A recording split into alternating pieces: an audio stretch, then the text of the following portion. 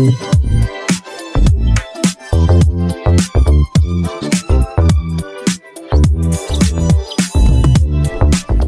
bonjour à tous pour ce nouveau Maki Podcast sur le foot. De retour pour cette nouvelle saison 2026. Ouais, bonjour à tous. Donc, on est encore très content de vous voir sur la chaîne. Retour du podcast foot. On va essayer d'enchaîner encore plusieurs sur l'année. Mais ce sera le premier du coup de cette année. Avec les mêmes messieurs. Jesse Veltisha, fan de Manu. Revenir pour le podcast avec gros. Super. Et de retour avec nous, notre chroniqueur organisateur d'événements et le valeureux Tuki. C'est un plaisir de revenir sur Asomaki. C'est super. Donc, merci à vous, les gars, d'être là encore. Et donc, on espère que cette saison va nous donner des frissons comme d'habitude. Sans plus attendre, on voulait donc aborder, forcément, on est un petit peu en retard. Donc, il y a eu déjà la première partie de saison qui s'est passée. Déjà beaucoup d'événements qui se sont déroulés en termes de compétition, en termes de rebondissement, de retour en 2026 avec plein de nouveaux projets, plein de nouvelles vidéos à venir.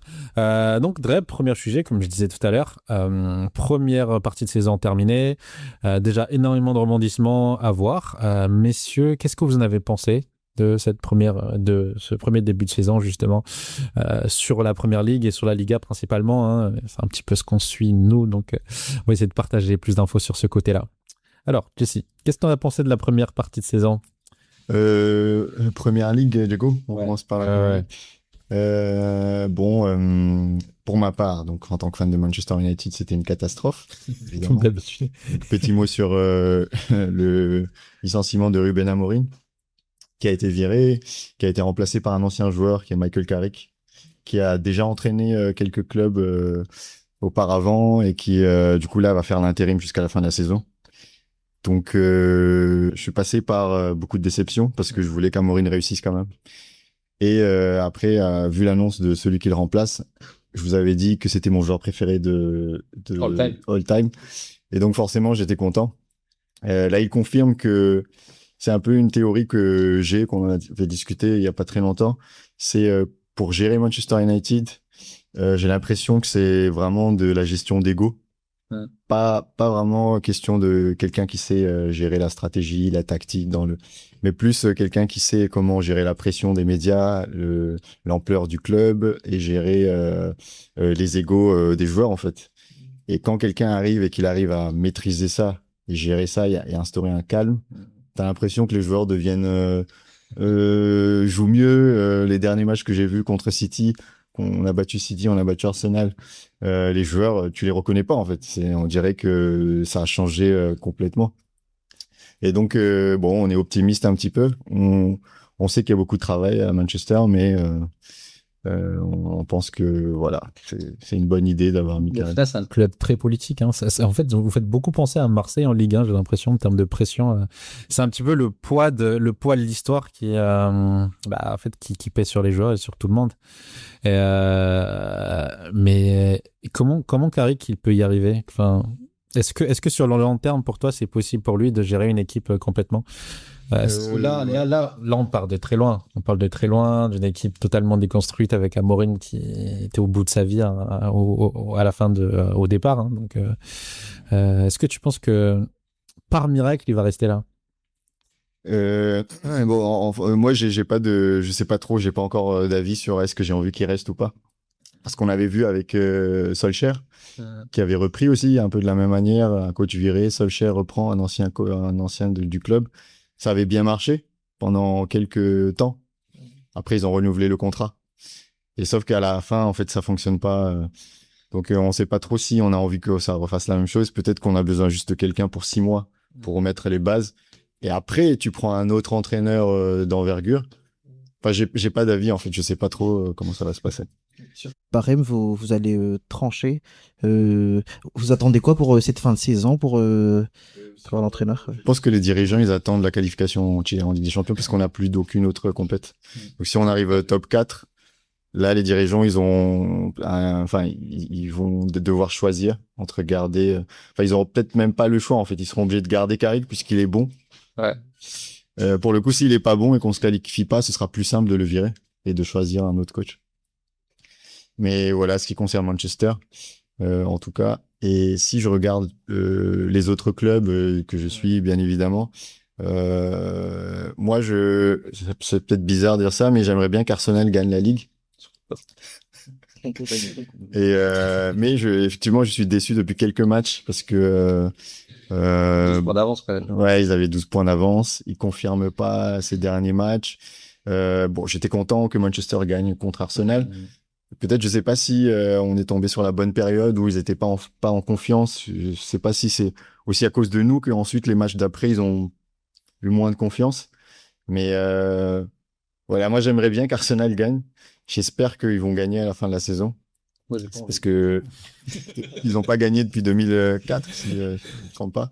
Et ouais, non, j'aimerais bien que cette saison, ils confirment. Ça fait des années qu'ils méritent, je trouve, avec leur jeu, avec tout l'investissement d'argent financièrement, mais aussi le jeu produit.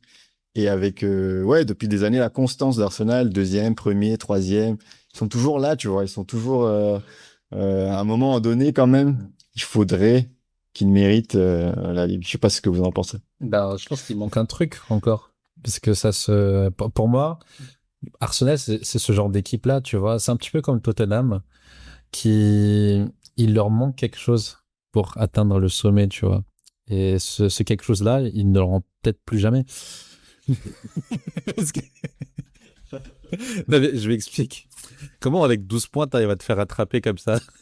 Avec 12 points d'avance, 12 points d'avance encore dans une PL qui est pas en forme, hein. C'est vraiment, on a Manchester qui est pas ouf, Manchester City qui est pas ouf, Chelsea, voilà, on connaît Chelsea, j'ai pas de commentaires là-dessus, des hauts et des bas, hein. Liverpool qui est au pire de sa forme, qui revient quand même très bien, mais qui est au pire de sa forme depuis l'arrivée de Slot.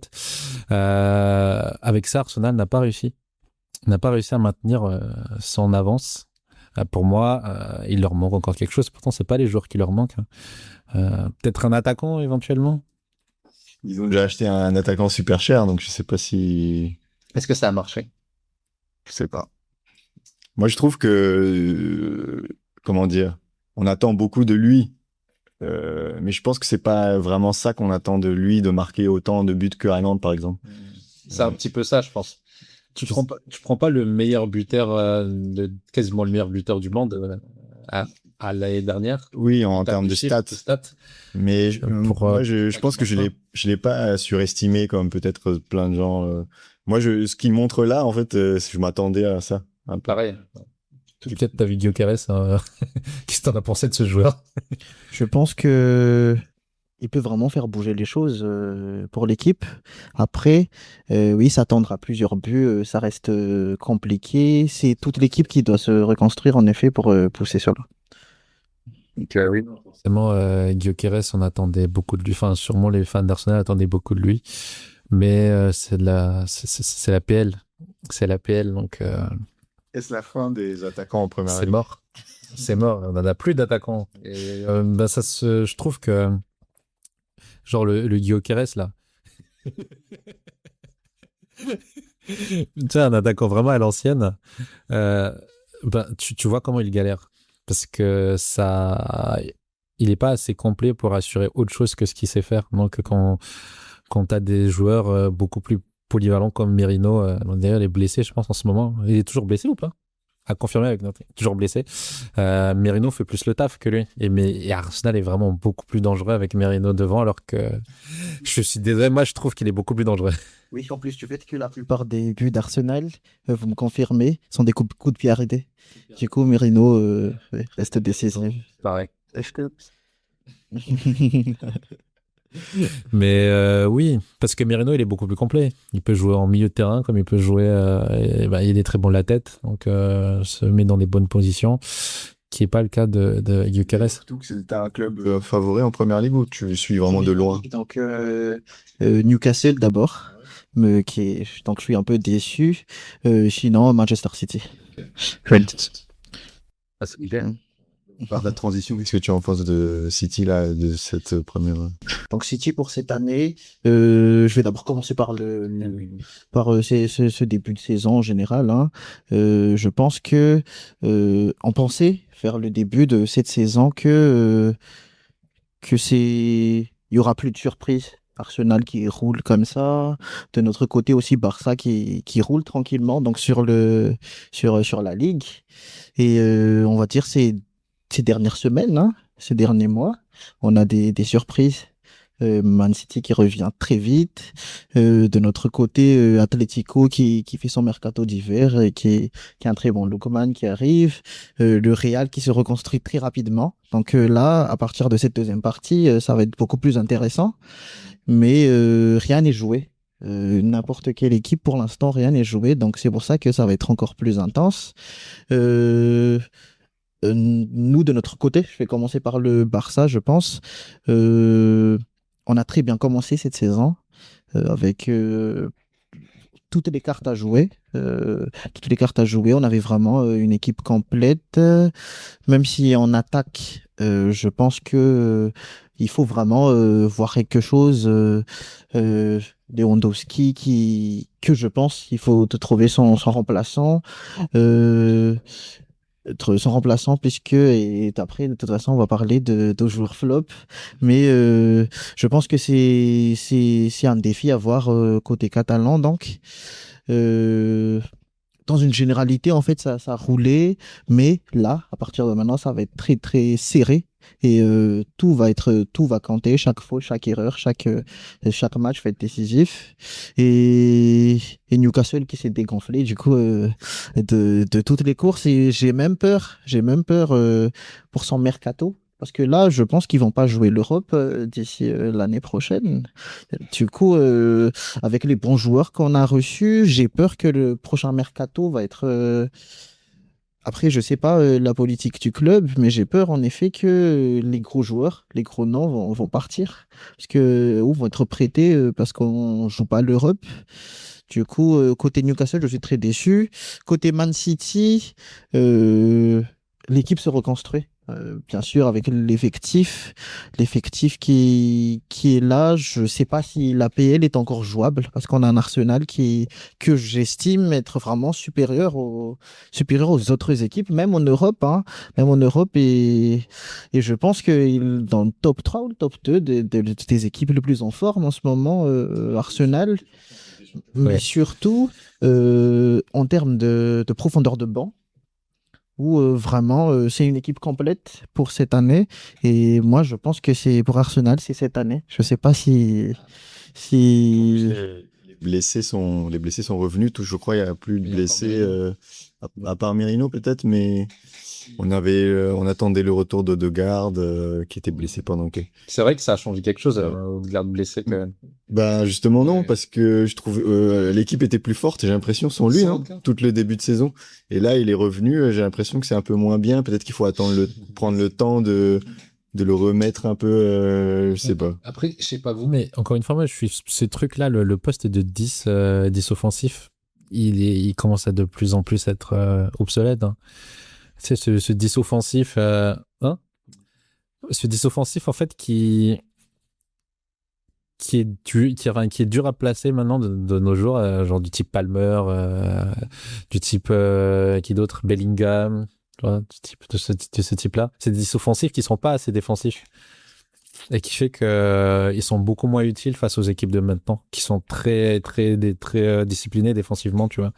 Et si t'as pas un joueur qui arrive à en même temps faire du box-to-box, reculer, savoir créer le surnombre en défense, et en même temps aider l'attaque, qui est assez polyvalent pour faire ces deux trucs-là, je trouve qu'ils deviennent de plus en plus obsolètes en fait. Ils ont de moins en moins leur place dans l'équilibre d'une équipe. Je sais pas vous, mais je prends l'exemple du Real, hein, comme d'hab. Là, depuis que Bellingham s'est blessé, je trouve que le Real il revient. Et même quand Bellingham s'était blessé en début de saison, je trouvais que le Real jouait mieux. beaucoup plus cohérent. Le milieu était beaucoup plus cohérent, beaucoup plus équilibré. C'est Arda. Ouais, c'était Arda Güler, du coup, qui le remplaçait à ce moment-là. Ouais, il jouerait très bien parce qu'il. C'est Non, le même poste. Non, parce qu'il joue beaucoup plus reculé, mais peut en même temps apporter de l'attaque, tu vois, derrière. Et alors que Bellingham, en fait, il monopise la balle, tu vois. Tu vois ce que je veux dire ou pas? Ouais, je regarde pas l'image de. En fait, il y a beaucoup plus de transitions rapides, puisqu'on garde même, moi, la balle dans le milieu à cause du 10, tu vois, qui fait son mec, qui fait tous les allers-retours à gauche et à droite, là. Fait qu'il veut gérer le jeu. L'équipe est beaucoup plus fluide sans un gars qui garde la balle au milieu. Et oui, non, du coup, quand Bellingham est revenu, ils sont redevenus nuls. Et Bellingham s'est reblessé. Ils sont redevenus un petit peu. Enfin, c'était plus cohérent avec Vini. Et puis, il est revenu. Attends, il n'est pas encore revenu là, je crois. Je sais plus s'il est revenu ou pas. Le dernier match est vert. Et il était. Du coup, il est blessé là. Ouais. Ah oui, j'ai pas vu le match de Osasuna, Mm. mais je pense que la semaine dernière, c'était encore Arda qui était là. Il a très bien géré, qui a fait un très grand match. Oui, dans cette petite parenthèse sur le 10. Mais oui, en revenant sur la Liga, du coup, tu en profitais. T'avais dit qu'ils avaient fait un très bon début de saison. Après, vous avez joué contre nous en Ligue des Champions. Et j'avais vu beaucoup de gens qui disaient ouais, non, mais en fait, le Barça, c'est plus ça. Ça a été beaucoup critiqué juste après la défaite contre Chelsea en Ligue des Champions, là. Que c'est plus nous. Il faut arrêter de se dire que c'est le grand Barça de l'époque. L'équipe n'est même pas en train de se reconstruire, mais en gros, ils ont relevé tous les défauts du Barça. Est-ce que tu es d'accord avec ça ou pas? Que ce Barça d'aujourd'hui, il joue pas à grand-chose. Moi, je pense que on a des cartes pour jouer les grands matchs, jouer les grandes compétitions. Toutefois, je pense que la Liga en général, je vois quand même une baisse de performance dans l'ensemble de la Ligue. Chaque équipe essaie de se reconstruire. L'Atlético, Real Madrid également, qui passe par une crise, hein, il faut le dire. Et même nous également. Mais nous, en début de saison, on va dire qu'il y a quand même les victoires. Donc c'est caché, mais quand on passe à l'Europe, et c'est là-bas le vrai test en effet. Et moi je suis d'accord sur le fait que on passe par un moment compliqué. Bon, compliqué sur le jeu, qu'il y ait des stratégies de jeu, des systèmes de jeu, la défense en hors-jeu par exemple, qui peut pas toujours passer, hein. Même si on a essayé, on a continué avec ce système-là, le remplacement au côté neuf qui est très très compliqué, la blessure de Rafinha également qui a impacté donc nos jeux, notre défaite contre l'Atlético récemment. Je ne sais pas s'il a joué Rafinha contre Chelsea, mais on a cet effet de dépendance. En fait, on a cet effet de, oui, je pense. Je sais plus, ouais. On a cet effet de dépendance, en effet, sur Pedri. Yamal qui est stratégiquement bloqué par deux défenseurs adversaires toujours. Donc c'est pas possible. Donc je pense que cette période fin décembre, début janvier marque vraiment un moment où on voit que il y a une dépendance, on n'a pas de profondeur de banc. C'est compliqué en effet sur les transitions. Dès qu'il y a changement en fait de l'équipe type, quand Pedri n'est pas là, quand Rafinha n'est pas là, quand les titulaires ne sont pas là, c'est très compliqué. Donc je pense que côté profondeur de banc, il y a quelque chose à faire. Et je pense également qu'il faut recycler les joueurs comme Araujo, Lewandowski et essayer de voir d'autres alternatives pour plus tard. Le fameux Aurora problématique. Oui, c'est un chouchou de l'équipe. Ouais. Et je pense que c'est compliqué pour lui en ce moment en fait, et pour l'équipe ça pénalise l'équipe en général. Il essaie d'avoir un petit peu bête. Qui nous coûte le match, Ouais, et des fois qui nous coûte le exactement. tournant de la compétition. Oui. Mais oui, non, ok. Je comprends bien ce que tu dis parce qu'à Chelsea, on a à peu près le même problème. C'est ce truc de dépendance au 11 type. Dès qu'il y en a un qui est pas là, ben, c'est foutu en fait. Tu peux pas faire confiance à ton banc. Et quand tu peux pas faire confiance à ton banc, t'as beau avoir un banc de qualité, quand ils jouent, les joueurs derrière, tu vois que ça va pas, quoi. Enfin, il n'y a pas de cohérence. La défense est catastrophique. Même par ça aussi, la défense peut être catastrophique. Déjà, contre Chelsea, j'ai bien vu qu'il y avait un gros problème défensif dès que tu n'avais pas les défenses basiques. Jesse, tu avais quelque chose à dire sur la Liga ou pas? La Liga, ouais, moi j'ai vraiment noté que le niveau de la Liga, je trouve, est vraiment inférieur à ce qu'il était déjà de base. Non, qui disait le Real, il serait quelième en première ligue si à l'heure actuelle, si le Real jouait en première ligue, il serait classé quelième. Et donc il y avait ce débat-là. Et, en général, lorsque j'écoutais les gens, ils disaient oui, cinquième, quatrième, cinquième en fait, peut-être même moins. Pourquoi? Parce que le niveau de la Liga actuelle, il est vraiment faible, quoi. Donc ouais, moi c'est ce que j'ai remarqué. Et comme tu disais tout, j'ai l'impression qu'ils sont tous en train de changer, en fait, de reconstruire avec l'arrivée de certaines recrues à l'Atlético, etc. Donc bon, on espère que ça va rehausser le niveau. Bah, tant qu'on y est, on était déjà en train de parler d'Europe, là. Je pense que on a tous vu cette première partie de Ligue des Champions, le sujet qu'on voulait aborder ensuite. Là, il y a le classement qui est officiel depuis quelques temps. Il y a les barrages aussi qui sont en cours. Qu'est-ce que vous en avez pensé de cette première partie de campagne de Ligue des Champions? Des équipes peut-être qui vous choquent, qui sont pas dans le classement du top 8. Il y a des équipes qui sont par surprise arrivées dans le top 8. Alors, le classement, je te le rappelle. Classement Ligue des Champions.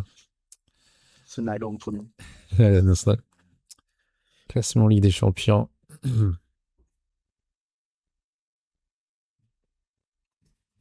Donc, Arsenal premier, Bayern deuxième, troisième Liverpool, quatrième Tottenham, cinquième Barcelone, sixième Chelsea, septième Sporting, huitième Manchester City, neuvième Real Madrid. Donc à partir de là, on entre dans ceux qui sont en barrage actuellement. Top 10 à Inter Milan, PSG, Newcastle, 13 Juventus, 14 Atletico, 15, je sais pas, ça s'arrête à quand les barrages? 16 Atlanta, 16 Leverkusen. Non, Plus. c'est de 8 à 24. 8 à 24. Ah oui, Benfica, donc on a 16e, 17e Dortmund, 18e Olympiakos, Bruges, 19e, Galatasaray 20e, Monaco 21e, 22 Karabag et 23 Bodo Glimt. Et Benfica 24e dernier, du coup, l'équipe de Mourinho. Alors, qu'est-ce que tu penses de ce classement? Qu'est-ce que je pense de ce classement? Du coup, le top 8, ah oui, il y a le Sporting et Man City. Ok. Bah, déception, hein. Quelle déception, le Real Madrid. Je ne mets pas dans le top 8. Paris non plus, non. Et Paris, c'est une grosse déception aussi. C'est le tenant du titre et ils n'arrivent pas à finir top 8. Je pense que ils s'attendaient pas à ça. Moi, j'avais des collègues le lendemain qui se plaignaient du match, je sais plus contre qui, où ils ont perdu là. Ouais, c'était un match, je sais plus. Où ils ont pas réussi à se qualifier. Je pense que le PSG, ils galèrent vraiment là, même en Liga d'ailleurs, en Ligue 1 d'ailleurs. Ils sont pas du tout au niveau, en tout cas, auquel on attend. Dembélé, il est pas là, il est blessé aussi souvent. Doué qui est en Nancy. Après l'année dernière où il a explosé, là c'est vraiment des Le Real encore, on va se dire qu'ils sont en reconstruction, donc on se dit bon, le Real de toute façon en Ligue des Champions, c'est un autre Real qui est différent de la Liga. Ils peuvent toujours nous surprendre et ils peuvent aller jusqu'au bout et gagner, on sait jamais, parce que c'est le Real Madrid. Ils ont réussi à instaurer le truc là psychologique qui fait qu'en fait on se méfie toujours du Real. Moi, je crois que ce que j'aimais bien, c'était de voir les défaites de l'Inter face à Bodo Glimt, par exemple. C'était vraiment intéressant parce que ce club, qui je pense est vraiment assez constant en fait. Depuis quelques années, on les entend. Moi, je les connais depuis 3-4 ans seulement qu'on entend ce club. Et il y a vraiment une évolution, il y a vraiment une constance et de pouvoir arriver là et battre l'Inter qui est numéro 1 en Italie. Vraiment, je pense que c'est intéressant. Donc, c'est ça qui est bien avec le nouveau format, c'est de pouvoir voir tous ces matchs-là aussi, beaucoup plus de matchs. Ouais. Et toi, t'en as pensé quoi de cette première partie? Arsenal, qui est premier en Europe et qui est juste le le reflet en fait du travail qui a été fait dans le club et la Première Ligue, qui montre également que la place de la Première Ligue donc en Europe, qui montre en effet que je pense que c'est la ligue qui avec la performance aussi vraiment intense. Je pense qu'il y a un peu tout le monde qui est les gros noms, les gros noms donc Chelsea. Liverpool, C'est dominé par la Tottenham Première aussi est Ligue, là, ouais. d'ailleurs. Ouais, ouais. Oui, Tottenham est là justement. Newcastle, je pense, en barrage. Newcastle en barrage. Donc là, déjà, ça montre vraiment c'est le travail qui a été fait à Arsenal. Et je pense même qu'ils ont leur chance. Après, là, la Ligue des Champions, c'est plutôt gérer les grands matchs. Et là, c'est pour ça qu'on a encore parlé du Real, même s'ils sont vraiment en crise, ils savent jouer les grands matchs. Et c'est là que ça va être joué. Moi, ce qui m'a marqué, ça va être le côté, le Benfica Real. Moi, je dis que ce match n'est pas terminé. Ce match n'est pas terminé puisque Benfica, c'est très très solide. Et je pense qu'on va avoir un match retour en feu qui va venir. Euh, Paris, je pense qu'ils vont revenir très vite. Oui, c'est une transition, je pense, mais je pense que l'équipe est encore très solide. Toutefois, aller jusqu'à une prochaine étoile, c'est quand même fragile à côté des équipes comme Bayern, Arsenal, qui sont vraiment solides cette saison. Mais on va voir la surprise de cette seconde partie de la saison. Bah, même constat que toi, hein. Donc, Première Ligue qui domine largement le classement du top 8. Pas une grande surprise au final. C'est des équipes qui restent assez compétitives, mais après, Première Ligue, en Ligue des Champions, on sait aussi qu'on se fait bousculer dans les derniers carrés. Hein. Donc, c'est souvent les équipes qui partent en demi-finale, en quart, facilement contre les autres qui savent gérer les grands matchs. Et c'est ce que, effectivement, on pourrait reprocher à Arsenal sur cette campagne-là. Parce que il- la personne qui est fan d'Arsenal n'a pas voulu. Du coup, il va venir. Désolé pour les fans d'Arsenal, mais comme le maillot le ventre, Chelsea, voilà. Donc, oui, largement dominé par la PL. Et je reviens sur Benfica Real. C'est quand même troisième match. Ce sera leur troisième match, du coup, puisqu'ils ont joué le fameux match de barrage totalement inédit et qui a viré Marseille. Ça, je pense qu'il faudrait en parler. Marseille, on regarde pas beaucoup la Ligue 1, mais je pense que tout le monde a un peu suivi Marseille sur ce truc-là. Ils se sont fait sortir quand même. Une honte. C'est incroyable.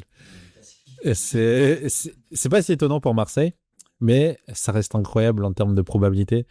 Ils se sont fait sortir parce que 4 buts ont été marqués. Il est dernier par le gardien de but. Par le gardien de but. Ça, c'est des moments de football de ouf. J'avais vu le match en direct. C'était incroyable. Parce que en plus, je crois que lors du match, Marseille était en train de dire on est encore qualifié et tout. C'est bon.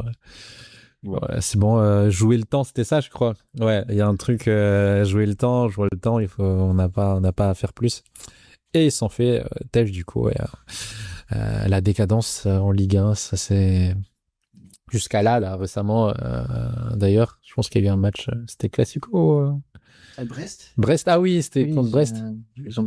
Ils ont perdu contre Brest, je pense. Ils ont terminé 2 matchs. Suite. Oui. Ouais. Donc c'est vraiment la grosse crise. Malgré un effectif qui est quand même largement mieux qu'à l'époque. Hein. Vous avez des bons joueurs. Non. Ah oui, Abibek. D'autres disent que c'est du copinage.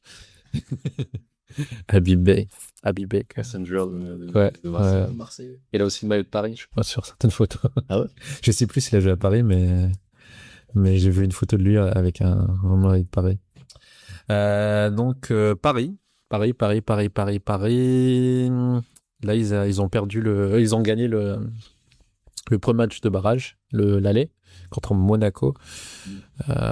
C'était pas donné, mais Doué, ouais, c'est grâce à Doué, ouais. Grâce à Doué, ils sont remontés. Ça traduit bien le Paris, hein. Je pense que c'est ce genre de performance-là que Paris peut faire la différence. sur ce genre d'action individuelle, parce que là, c'était un doué en feu. C'était Neymar bis, Neymar Prime PSG doué lors du match contre le Monaco.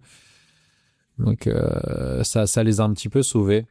Des équipes décevantes, vous en avez parlé tout à l'heure sur la Ligue des Champions. Ouais, si, on a parlé du Real. Ben, parlons du Real. Le Real, en ce moment, Ouais. c'est quoi le problème? Qu'est-ce que t'en penses? Non, je regarde pas beaucoup le Real, Ouais. mais non, je pense que petit à petit, en fait, ils vont arriver à pouvoir jouer tous ensemble. Ouais.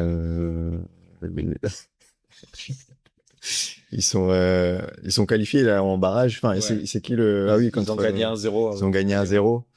Il y a le match retour. Comme tu dis, bon, on sait jamais, hein, parce que c'est un match, ça va être chaud avec tout ce qui s'est passé au match aller. Donc ça va être un peu chaud. Non, en fait, j'ai pas vraiment d'avis sur le Real. Je trouve qu'ils sont toujours fragiles en défense, par exemple. Je trouve que La remontée de Vini, peut-être. offensivement, ça va mieux. Ils se retrouvent un peu plus avec Mbappé et Vini. Ils arrivent à faire des combinaisons. Mais bon, moi je trouve que c'est une équipe vraiment déséquilibrée, donc je sais pas si avec cette équipe-là ils vont arriver loin, à vrai dire. Je sais pas, t'as regardé des matchs du Real un petit peu, du rival en face. Ouais, qu'est-ce que t'en as pensé? Je pense que ils reviennent petit à petit, justement. Grosse crise, hein. Ils sont passés par un moment vraiment compliqué pour l'équipe. Toutefois, parce que le départ de Toni Kroos et Lucas a vraiment laissé un vide a laissé un vide donc côté milieu. Mais en ce moment, on voit qu'il y a du travail. Arda qui fait vraiment, qui progresse petit à petit. Il n'a pas eu de temps de jeu vers le début de la saison, mais maintenant il commence à vraiment à surprendre côté Liga. Donc il met vraiment à l'aise Mbappé. Mbappé lance fini. Et je pense que là maintenant les transitions se compliquent moins, c'est-à-dire deviennent plus faciles. Donc je pense que le Real peut faire une grosse seconde partie de la saison, mais on va se battre jusqu'à la fin aussi en face. Et je te rappelle ce que t'en penses de ce fameux Mbappé dépendance du Real Madrid. Enfin, c'est ce qui se dit, hein. Moi, je suis pas d'accord, mais Non, je pense que le Real a d'autres cartes à jouer, même s'il n'y a pas Mbappé, hein. Il y a Vini de l'autre côté, il y a les milieux également, il y a tous les joueurs, hein. Mais je pense que s'il joue Mbappé dépendance, ce sera facile pour les adversaires de bloquer. Comme si on faisait Yamal dépendance, ou ça va pas être facile s'il repose tout sur Mbappé. parce que Mbappé marque beaucoup de buts, mais ça veut pas dire qu'ils sont dépendants de Mbappé. Non, je pense. Pareil, bon. Bah, non, on est d'accord. Jessie, t'avais quelque chose à dire sur ça? Ils sont dépendants de Mbappé. Non, bon, j'exagère, mais je pense qu'il y a une partie de vrai dans cette phrase-là, de cette analyse. Depuis que Mbappé est arrivé, on le répète beaucoup et on en a déjà discuté, mais tout le jeu du Real est tourné vers lui. On fait tout pour qu'il marque. Donc on lui laisse les coups francs, on lui laisse les pénaltys, on lui laisse vraiment le leadership. Ce qui est normal, c'est un choix du coach, hein, c'est un choix de laisser à Messi à l'époque, quand il était à Barça, Cristiano Ronaldo au Real aussi, c'était pareil. C'est un choix de miser sur des grands joueurs. Le problème, c'est que ça modifie tout le jeu, mais surtout l'analyse que j'en fais, c'est ça modifie l'équilibre des égos.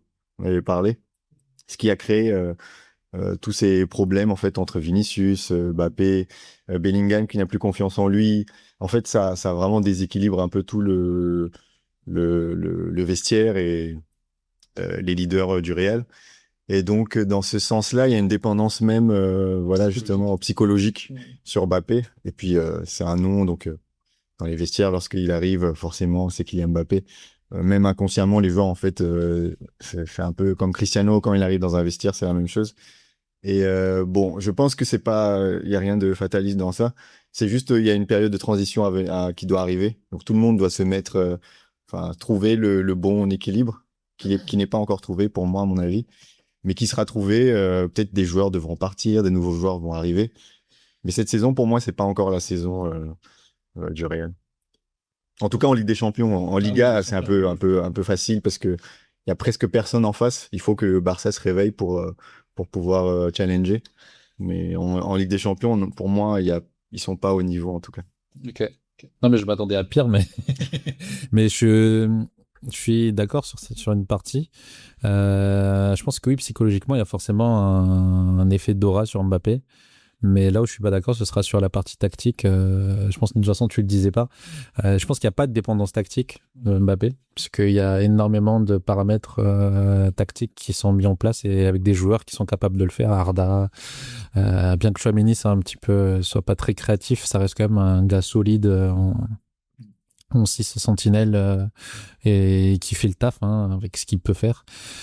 Et donc, oui, pour moi, il n'y a pas de dépendance tactique sur Mbappé. C'est plus peut-être l'aura, on va peut-être lui donner la balle sur certaines positions parce qu'il est beaucoup plus démarqué. Parce qu'il sait le faire. Il se démarque beaucoup. Il fait énormément d'appels. Il bouge énormément sur le terrain. Donc, forcément, il a beaucoup plus la balle. Donc, c'est là où j'étais pas d'accord avec les gens qui disaient mais il attire tous les ballons. Non, il attire pas tous les ballons. C'est parce qu'il se positionne de telle sorte à ce qu'on lui donne la balle. Donc, moi, c'est là où je voulais le défendre sur ce point-là. Puisqu'on parle de joueurs individuels, d'ailleurs, ça fait une transition sur un autre sujet. Pour vous, les tops et les flops de cette première partie de saison, que ce soit des joueurs, que ce soit des équipes, je parle de tous les championnats, évidemment. Qu'est-ce que vous pouvez me dire, Jessie, qu'est-ce que tu en as pensé? Flop, top? Top, peut-être. Top, d'abord. Top. Ouais. Il y a plein de... Ouais, il y a beaucoup de sujets. Top. Je dirais le top, je pense, c'est le Bayern qui s'amuse, en fait. Ça fait des semaines qu'on voit des scores incroyables en Ligue des Champions. J'ai l'impression que tout roule avec le Bayern. Ils ont une attaque incroyable. Pas du tout suivi le Bayern. Mais je sais pas, j'ai l'impression que c'est tranquille, quoi. Personne n'embête le Bayern. T'as des Arsenal de temps en temps, ces derniers temps, ça baisse un petit peu. Mais le Bayern, j'ai hâte de voir s'ils arrivent à maintenir ce niveau jusqu'au bout. Justement, et surtout en Ligue des Champions. Parce que c'est là où faudra rester. À part ça, je vois pas Des joueurs en particulier qui t'auraient marqué. Même à Manchester. À Manchester, les flops, de toute façon, c'est Amorim, Ruben Amorim. Mais dans top, juste Manchester United, si je me focus, c'est Mbeumo, qui est pour nous la recrue la plus importante, qui a changé vraiment la partie offensive de Manchester United. D'ailleurs, je regardais aussi la CAN à un moment où je regardais donc le joueur de Manchester qui joue à la CAN.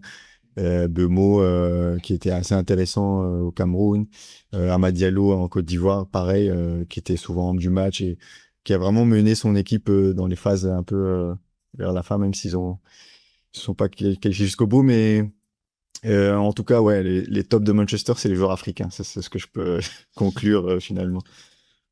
Ok. Tuki, t'avais un petit peu abordé déjà le cas de Lewandowski.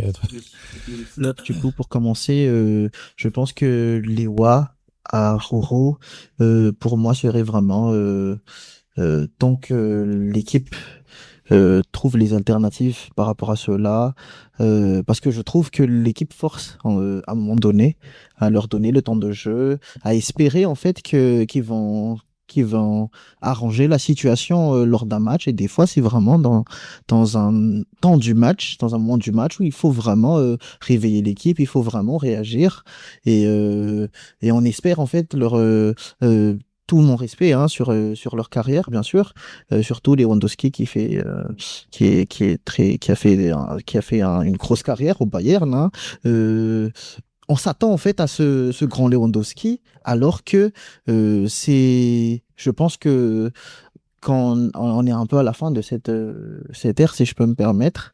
Du coup, pour moi, cette saison, je pense que ça marque cette petite rupture, fin de carrière qui s'approche vers la fin de carrière, donc de Lewandowski, une grosse carrière, bien sûr, je précise.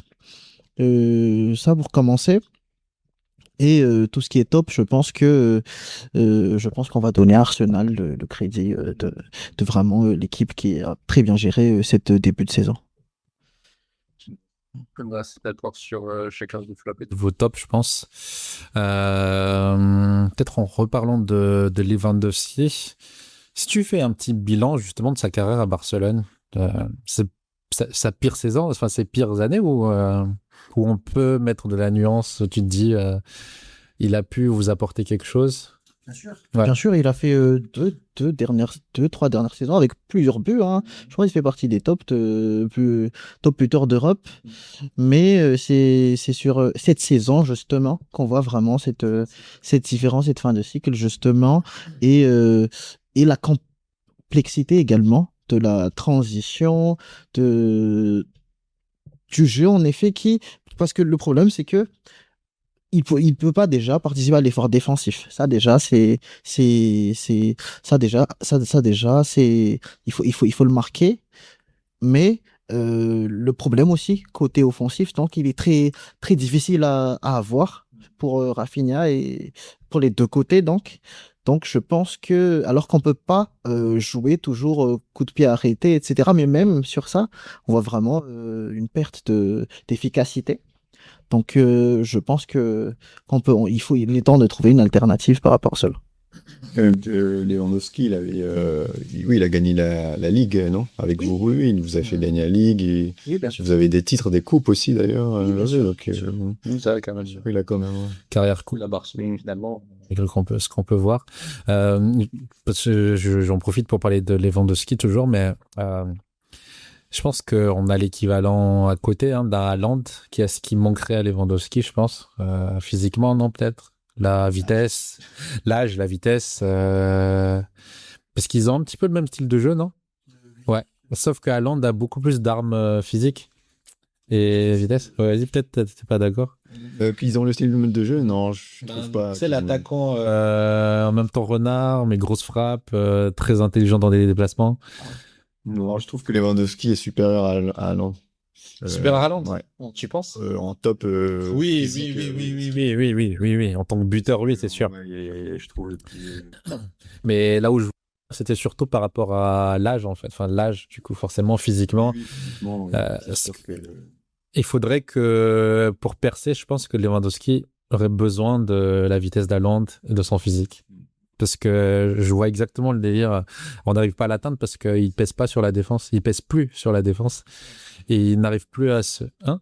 Non, on dit qu'à la régie que Lewandowski n'avait jamais fait ça. Il n'avait jamais fait ça. Ouais. Percé. Oui, voilà, c'est ce que je disais, c'est que c'est pas son style. C'est qu'il peut pas se projeter Dans la profondeur, il pèse pas sur la défense non plus. Donc c'est vraiment des déplacements qui le marquaient. Et alors que si à côté t'as un Haaland qui arrive à faire de la profondeur, qui court comme hydraté. C'est le jeu qu'ils attendent de Ouais. l'attaquant. Ouais. Barça. Ouais. Bref, c'est vrai qu'il joue plus En attaque placée et construction. Et ok. Donc là, c'était flop. Pour moi. J'allais juste. Oui, vas-y. Question, est-ce que vous pensez que du coup Haaland avec l'âge ne sera plus aussi bon? Parce que souvent on pense que Haaland c'est tout simple ça, c'est que du physique, et donc quand arrivera le moment où il arrivera plus à imposer son physique, bah il perdra sa qualité principale et donc il marquera moins. Qu'est-ce que vous en pensez de ça? Oui, c'est vrai que, puisque là, hein, le poste 9, hein, ça nécessite vraiment à faire la différence contre les défenseurs solides. Hein. Du coup, je pense que à un certain âge, ça devient compliqué. Hein. On voit le même phénomène avec CR7 également, qui, quand il faut faire des grosses différences physiques, on voit avec l'âge. Après, hein, ça reste. C'est oui et non, en effet. C'est vraiment, bien sûr, il y aura cette détérioration de ses capacités physiques qui est nécessaire vraiment sur ce poste, hein, parce qu'il faut s'imposer face à un défenseur solide. Mais le talent aussi peut jouer, peut faire quelque chose par rapport à cela. Mais à un moment donné, ça va être. Il faut voir des alternatives après. Comme avec Messi, hein, attention, Messi au début, il pouvait vraiment tout faire, organiser tout le jeu, hein. Il est très physique, faire tout le taf, mais on peut plus attendre de lui tout cela en ce moment, justement. Je pense que Haaland, il a cette capacité, cette qualité de pouvoir s'adapter plus tard, du coup. Moi, Haaland, je pense que ce qui est bien avec Haaland, c'est un gars qui est assez intelligent dans le jeu, tu vois. Donc, il n'est pas que physique. C'est pas qu'une tour de contrôle en fait. Et je pense qu'il a beaucoup adapté son jeu déjà par rapport à ses débuts. Et c'est pas mon type d'attaquant. C'est vraiment pas mon type d'attaquant. Mais s'il arrive à faire une transition, parce que je trouve qu'il est relativement technique, des bons contrôles et tout. S'il arrive à faire une transition à la Benzema, où il commence à savoir un petit peu décrocher, à dézonner, à moins rester dans l'axe, à prendre le couloir, même quand il faut pour prendre des ballons et passer en 1-2, ça peut faire la diff. Et même au-delà de ça, vu qu'il est très très grand et très très musclé, tu vois, c'est une montagne le type, ça sera toujours un avantage. Même quand il sera âgé, ce sera comme CR7, il pourra prendre des ballons de la tête, il pourra toujours peser sur la défense, malgré lui. En Arabie Saoudite. Malgré lui. En Arabie Saoudite ou dans d'autres. Non, mais je pense que oui, il peut tenir longtemps avec son physique naturel. Et après, il faudrait qu'il s'adapte, hein, mais je pense que pas un souci pour le gars, quoi. Ok, donc je revenais sur mes top et flop. Hein. Mes top flop, mon top, je dirais, en général, on a beaucoup de top quand même. Beaucoup de top. On a beaucoup de top. Arsenal, malgré tout, je critique. Mais surprenant quand même. Arsenal cette année. Ligue des Champions, il roule sur la Ligue des Champions. Nous, on a l'habitude de les voir en première ligue et de les insulter un petit peu, mais ce que les autres en pensent quand ils les voient en Ligue des Champions, c'est quand même une grosse équipe. La meilleure équipe d'Europe pour eux. Donc je pense qu'indéniablement, ils ont un truc par rapport à ça. Hein. Je garde mes critiques d'avant, mais oui, ils font une très belle saison. En première ligue, c'est la première ligue, donc ce serait étonnant s'ils galèrent pas. C'est la première année où ils ont autant d'avance, donc ce serait étonnant qu'ils... c'est la première année où ils arrivent à prendre le lead, quoi. Il y a 2 ans. Ouais, première année... Oui, ok. En décembre. En décembre. Donc, oui, Arsenal en top, je pense, on ne peut pas le nier. En flop, malheureusement, Liverpool, hein. Liverpool en reconstruction, ils sont malgré tout en train de remonter, mais c'est pas encore ça. Des matchs en bas, des matchs en haut, des très bons matchs comme des très mauvais matchs aussi. Des joueurs en dents de scie, Wirtz qui était quasiment absent au début, qui commence à revenir, à reprendre son niveau. 2 joueurs, ils dépendent quasiment que de 2 joueurs en fait à Liverpool, je crois en ce moment, Sobo et Kitike. Donc si les 2 arrivent à perf, ça passe. Si les 2 sont moyens, ben, c'est mort. Il y a 2 joueurs de Liverpool que j'attendais vraiment et je pensais qu'ils allaient vraiment tout basculer. Il y avait un Italien de Juventus là. Chiesa et le Real Sociedad, Isaac. Isaac, je pensais vraiment que ça allait être des blessés, justement, oui. Je m'attendais vraiment à une grosse équipe avec Chiesa et Kitike et Isaac, mais dommage, une blessure, je pense. Et, ouais. C'est 2 flops parce que Chiesa, en fait, il jouait pas.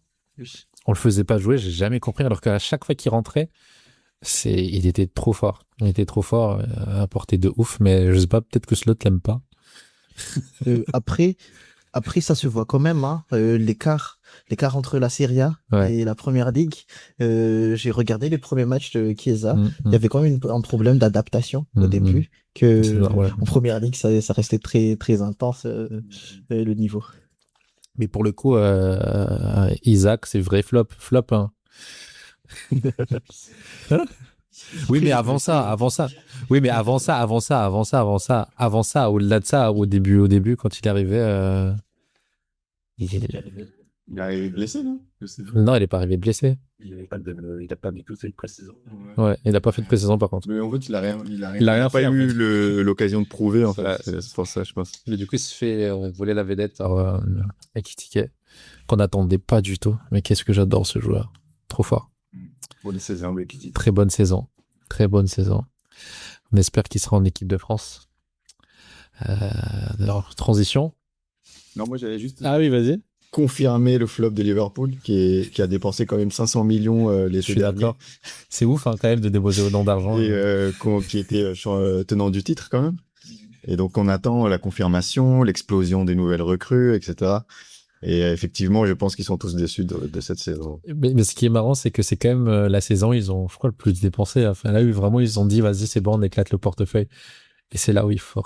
Bon, pour défendre Liverpool, ils ont beaucoup de joueurs qui sont partis aussi. C'est vrai. Mais bon, c'est quand même beaucoup de dépenses en un seul mercato, ce qui a mis beaucoup de pression d'ailleurs au manager. Ouais. Et qui est pas assez expérimenté, je pense, pour gérer ce genre de staff-là et de ce genre d'attente. Puisque Klopp, il arrivait à gérer sa petite team de jeunes, Oui. ces petits bébés là. Le gourou. Gros. Donc oui, gros flop Liverpool, je pense qu'on est tous d'accord là-dessus.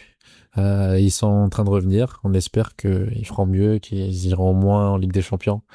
Mais là, c'est chaud. La deuxième partie en PL, là, c'est chaud. Ça va s'y jouer surtout oui, pour qualification en Ligue des Champions. Ouais, On a on a 4 plusieurs qui se battent pour la 4e place. Ouais. Quasiment tout ça, 2 points d'écart. Je sais pas, Liv, il sera à combien de 2 points d'écart là? 3 points de Chelsea? De Manchester? Ouais. 4 points, 3 points de Chelsea. Ouais. Là, tout le monde est dans le coup. Ok. Mais sans transition, on parlait d'équipe de France. Parlant de Coupe du Monde. Coupe du Monde. Bientôt, dans quelques mois. Aux États-Unis. Ça va être bizarre et incroyable en même temps, je pense. Vous avez des commentaires là-dessus? Jesse, tu avais un truc à dire? On va boycotter la Coupe du Monde. Ah, je sais pas. Non, j'allais juste réagir sur la nouvelle Zidane qui probablement va reprendre l'équipe de France après la Coupe du Monde. Non, je pense que c'est quelque chose que tout le monde attend et un peu qui fait rêver, tu vois. Après Deschamps qui, bien entendu, a tout prouvé. Hein, il a fait gagner. On attendait tout ça. Donc je pense que c'est très. Il y a beaucoup d'optimisme en fait. Parce que là, on a vu que l'équipe de France, quand même, a de super bons joueurs, mais arrive toujours pas à créer le jeu que tout le monde attend. C'est un jeu, il n'y a pas de jeu, en tout cas, c'est vraiment Deschamps, quoi. Défendre, un truc super pragmatique, ça fait pas rêver, quoi.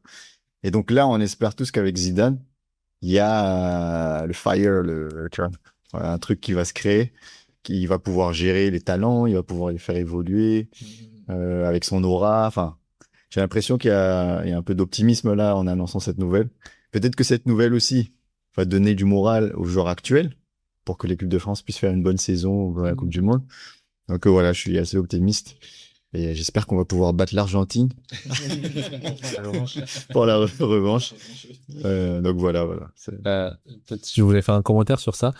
Au final, avec Zidane et Deschamps, on a vraiment opposition de style. Hein. Parce que vraiment, Deschamps, c'était de la politique de groupe. Là, vraiment, un groupe soudé, un groupe cohérent, quitte à avoir des joueurs qui sont pas ouf à l'intérieur du groupe. Et Zidane, d'un côté, qui sait gérer les égos. Donc c'est vrai qu'on aura forcément cette différence-là qui sera visible. Quelqu'un qui va pouvoir enfin sublimer les égos et le talent des joueurs talentueux qu'on attend, là, tu vois. Les All-Stars qu'on a en équipe de France. Et j'espère que ce sera le cas. Mais ça reste risqué quand même. Parce que Deschamps, c'est aussi la stabilité. C'est aussi la cohérence dans le jeu. Et malgré tout ce qu'on peut lui dire, il l'a prouvé. On n'encaisse pas tant que ça. On arrive à marquer des buts. Certains joueurs arrivent quand même à sublimer leur jeu. Ça reste à voir. C'est pas une évidence pour moi, Zidane, miracle. C'est pas une évidence. Truc. Oui. Moi, je vois une équipe de France en fait avec plusieurs attaquants potentiels. Donc déjà, ça va être du taf de choisir qui aligner. Toutefois, donc c'est au milieu que ça va jouer vraiment. Je sais pas en fait qui ils vont aligner. Est-ce que retour Kanté, Grisy, il aura quelle place cette année? Je sais pas. Sa retraite encore. Oui. Forcément. Mais en tout cas, on a plusieurs bons joueurs, mais devant. Donc je pense que on a le temps. Je pense que Zidane a le temps pour justement avec cette Coupe du Monde de voir le potentiel pour l'après-Coupe du Monde. Donc par rapport à la revanche France-Argentine, donc ça va être très très tendu. Mais côté Argentine, je pense qu'il y a un effectif, mais qui est restreint au top 11. Donc je pense qu'on a quand même un effectif, mais pas de profondeur de banc. Donc je sais pas, j'espère que la quatrième étoile sera en course, mais avec l'effectif, je suis pas vraiment convaincu que c'est l'effectif qui pourra vraiment mener jusqu'à la fin avec Messi qu'on peut plus vraiment compter sur lui. Toutefois, on a quand même de bons joueurs, Lautaro qui est là, Dybala qui est là. On a le top 11 en fait. Lisandro Martinez. Martinez, Fernandez. On a le top 11 juste pour l'instant, mais le reste, c'est très compliqué. Toutefois, j'aimerais ajouter un petit point pour cette Coupe du Monde sur les pays africains. Je pense que un ou deux pays africains vont faire la surprise.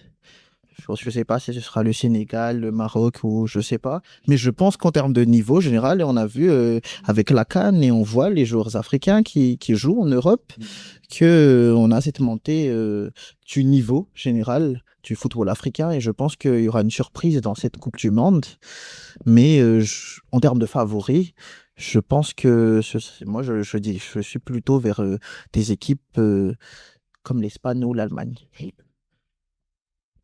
L'Allemagne.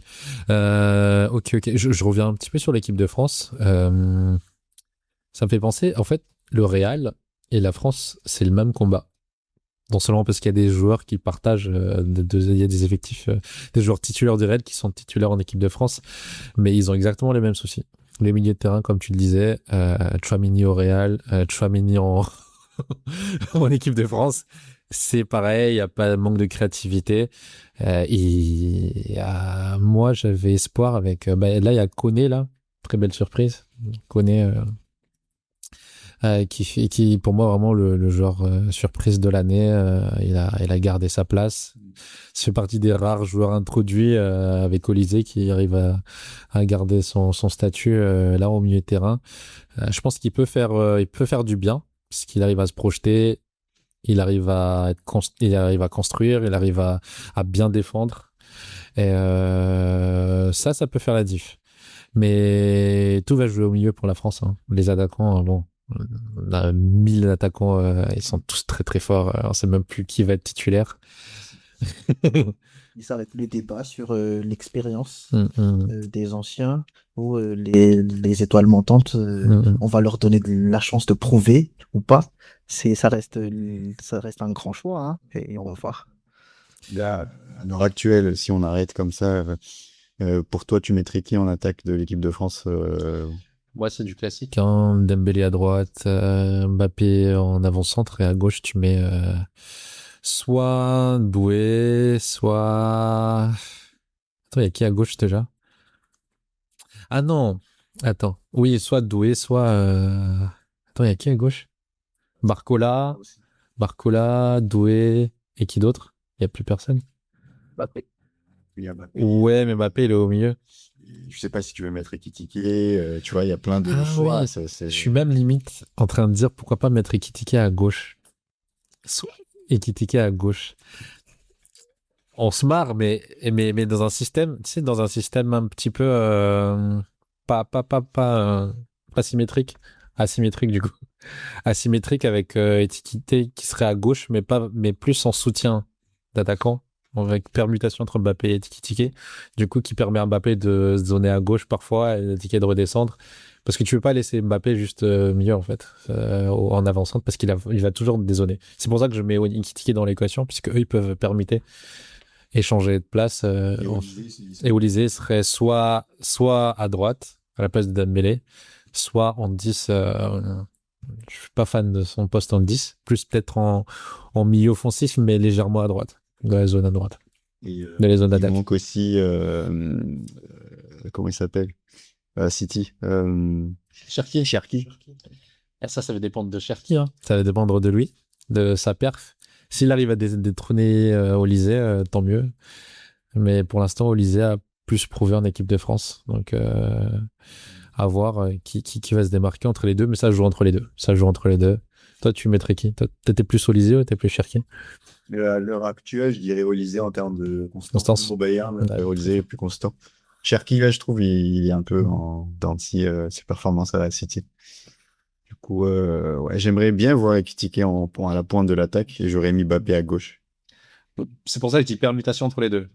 Soit un à gauche, soit un au milieu, mais pas fixe. Parce que Ekitike, il arrive vraiment à... Désolé. Hein. Mais en fait, si je me rappelle bien, Ekitike et Olysée jouent ensemble à JO. Et je me dis peut-être qu'il y a des combinaisons, tu vois, qui se retrouvent, qui vont pouvoir bien jouer. C'est une génération qui monte bien. Mais ouais, c'est des joueurs qui sont intelligents dans le jeu, donc c'est ce qu'il faut. D'autres équipes que vous voyez performer, à part l'Espagne, l'Allemagne, les classiques, vous avez quoi comme surprise Peut-être Ancelotti et le Brésil, qui peut faire des choses. Hein. Il connaît bien les joueurs. Peut-être que c'est le coach qu'ils attendaient pour...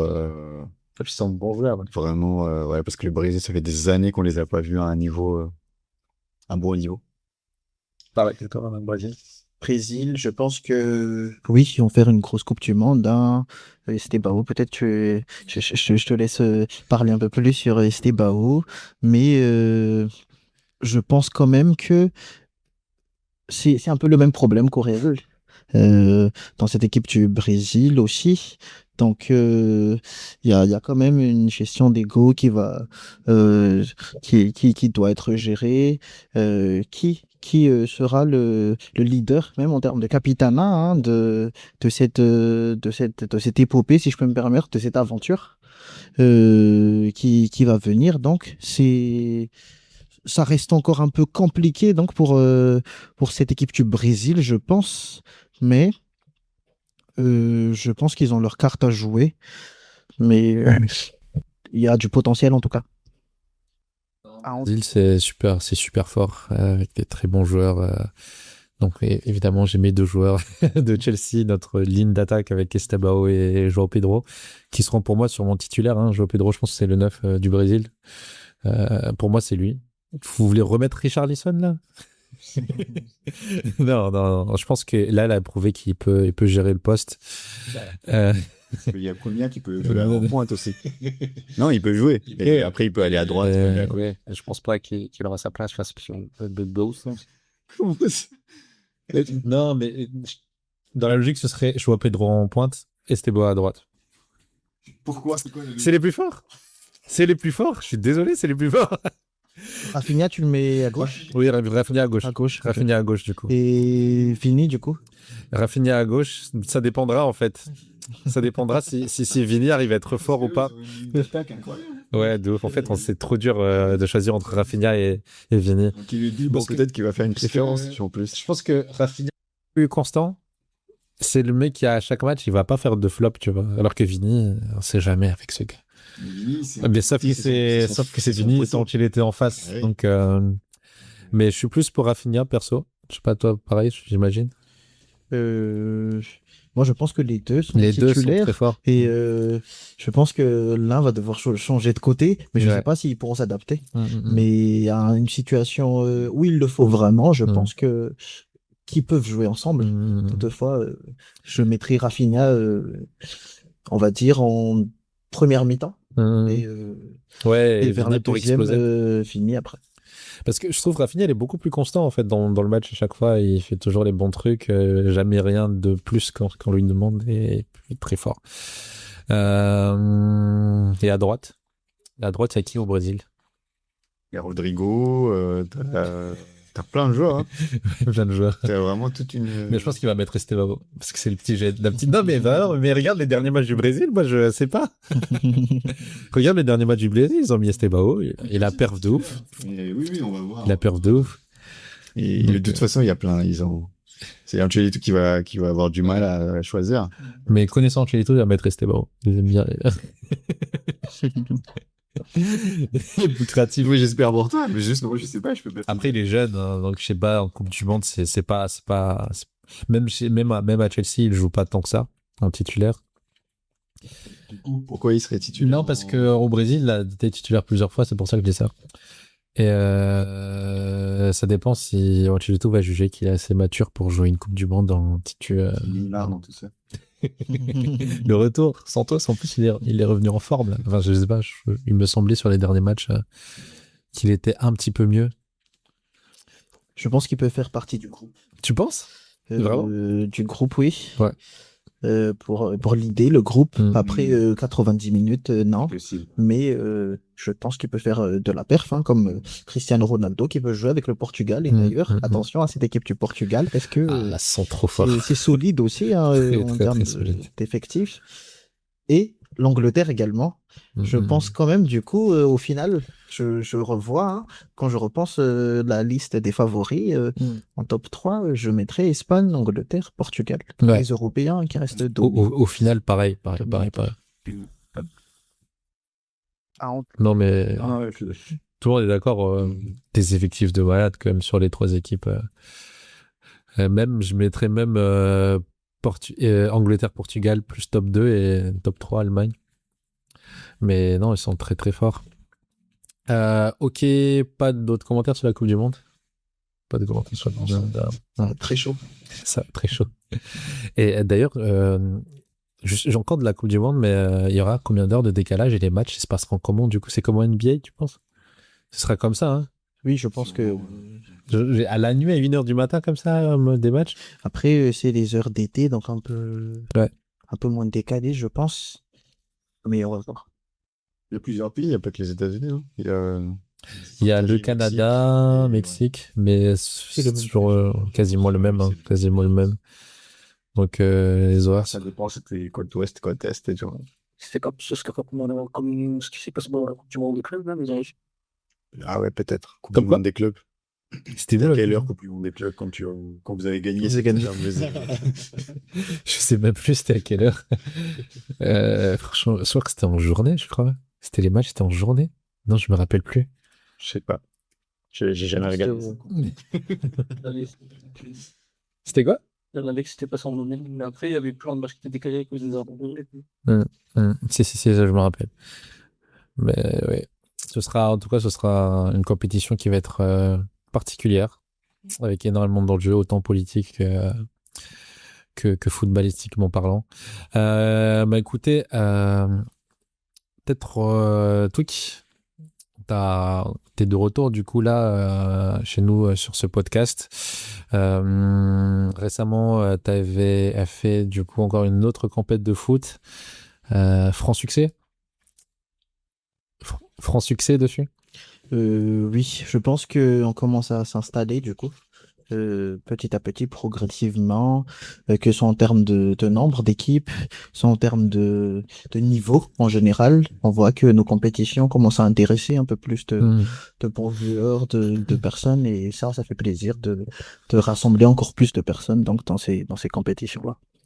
C'est laquelle l'édition? C'est la On a changé de concept en effet. L'année dernière, on était sur ce qu'on appelle la Ligue des Champions Gaspanam, mais cette année, comme c'est une année de Coupe du Monde, on se dit qu'on va se mettre dans le thème et on va changer un peu. Et là, donc, on a fait le 7 février dernier la première édition de cette Coupe du Monde Gaspanam qui ne change pas, hein, le même concept, toujours le même concept. Donc, des jeux entre malgaches qui va donc entrer dans les thématiques du football, donc pour célébrer le football en général. Donc le 7 février dernier, on a pu faire la première édition de cette Coupe du Monde Gaspanam. Super. J'étais très enthousiaste de suivre un petit peu tes actions sur ces compétitions-là. Hein, donc petite question, c'est uniquement la diaspora malgache qui peut participer ou tout le monde est ouvert? C'est ouvert à l'inscription un peu de tout le monde? Oui, donc c'est en fonction du tournoi, mais pour cette Coupe du Monde Gaspanam, on a un quota où 90% des joueurs sont malgaches. pour maintenir donc l'idée que c'est la promotion du talent malgache qu'on souhaite exposer dessus. Et tout de même, il y a un joueur par équipe, donc un quota où on fait entrer donc des joueurs non malgaches. Donc, Trop bien, trop bien, trop bien. Tu penses pas, est-ce qu'un jour tu envisages même une ligue ou quelque chose comme ça? Après, c'est un peu plus compliqué, je pense, en termes d'orgas, mais étant donné que tu as déjà des équipes là qui commencent de plus en plus à revenir, c'est à envisager éventuellement. Oui, au début, on a pensé à une ligue de five dans la diaspora malgache, mais on se dit que ces joueurs-là, en fait, qui participent, sont déjà dans des ligues. Il y en a qui jouent en pro, sont déjà engagés dans plusieurs autres domaines. En effet, plusieurs autres compétitions évoluent dans d'autres compétitions. Donc, on se dit que 5 fois, 6 fois par année, on essaie de se voir dans la diaspora malgache pour exposer toujours le projet vraiment de mettre en lumière le talent malgache dans ces compétitions-là. On est en lien en ce moment avec tout ce qui est institution à Madagascar pour essayer toujours de remarquer, de mettre en avant ces talents donc de la diaspora.